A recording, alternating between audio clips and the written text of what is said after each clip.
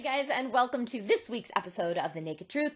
My name's Trisha Hershberger. We're going to be talking E3, but not all the E3 stuff that everybody else is talking. Now I hope that you're intrigued, and not just because we do this in the buff. That has nothing to do with it. Speaking of people that do this in the buff, thank you to the Naked Army, who all submitted Naked Truth logs of their own last week. That's Dominic, Nathan, Hiram, Nicholas, Prescott, and Kristen, Jenny, Julia, Michael, and Lawrence. You guys rock. You can check out their Naked Truth logs.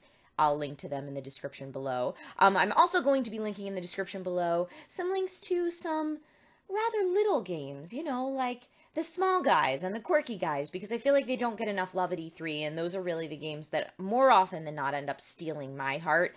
I know everybody's going crazy over Fallout 4 and Kingdom Hearts 3, which was just released today. That is super exciting.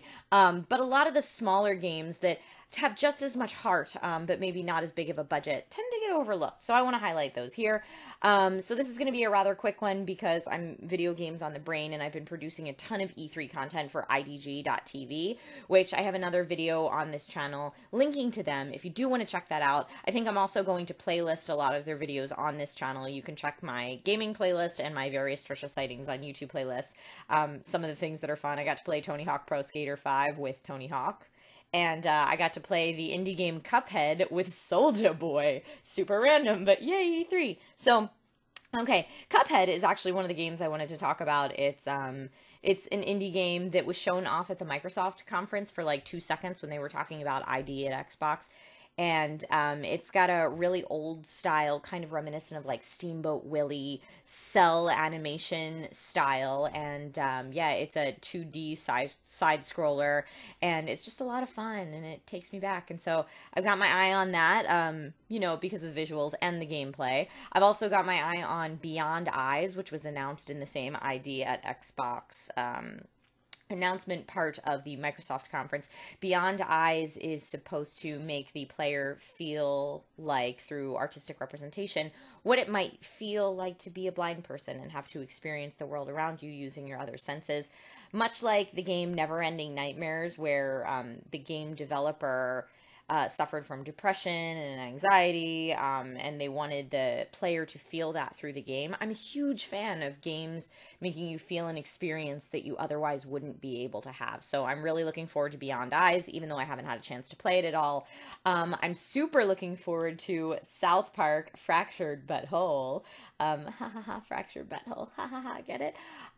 Even though South Park Stick of Truth was not my favorite game of all time after I actually played it. I had a lot of build up beforehand because I love South Park and I love turn-based combat style RPGs. So I was like, yes, this game's for me.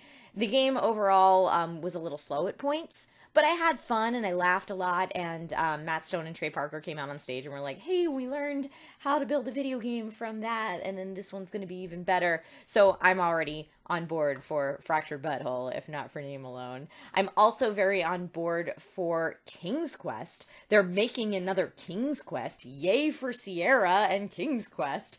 The Odd Gentleman's making it, and I got a chance to see like 2 seconds of the gameplay today, and I got to talk to someone from The Odd Gentleman, and it just seems super awesome. I'm excited to see Graham in his adventures. Graham is an old man in this one, and if you guys have no idea what I'm talking about, King's Quest is one of the very, very old PC games from like back in the Oregon Trail days, and it's one of the games that me, as a very small wee child, spent many hours playing, and so I'm really happy to see that series come back to life, even though it obviously won't be exactly the same because gaming has come really far in that amount of time. I'm still excited to continue that story and continue that part of my childhood. That's super awesome. And then the last game I'll mention, because I think I don't know, is that 5? It might be 5. The last game that I'll mention that I'm excited about is a small game called Super Dungeon Bros.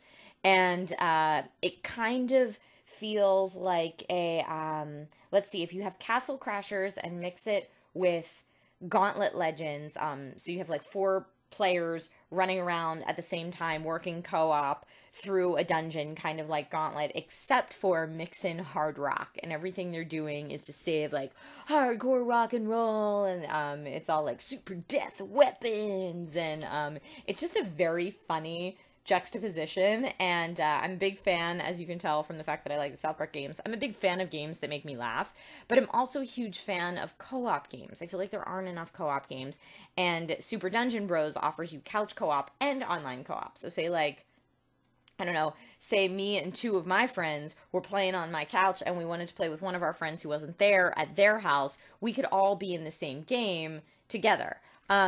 And that's really awesome. So yeah, there's so many cool things going on at E3 this year. I feel like every year E3 is like this mecca of so much awesome, and there's no way to keep it all in your brain because it's all of the games that will be coming out for the next year, year and a half, 2 years.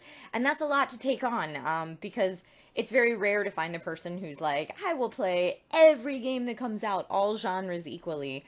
But it's not so rare to find the people who just want to know what's going on in the world, and that's in the gaming world. And that's what E3 is all about. So even though my mind's in a million different places, and I'm sure yours, your minds are as well if you've been following all of this craziness, I'm going to link to the games that I talked about in the description just because, like I said, I feel like the little guys don't get enough love.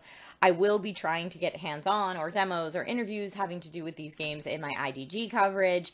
And yeah, just have a great time playing games, guys. So my question to you guys this week, and this is going to be a fun one, share with me your favorite lesser known game of all time, your favorite lesser budget game of all time.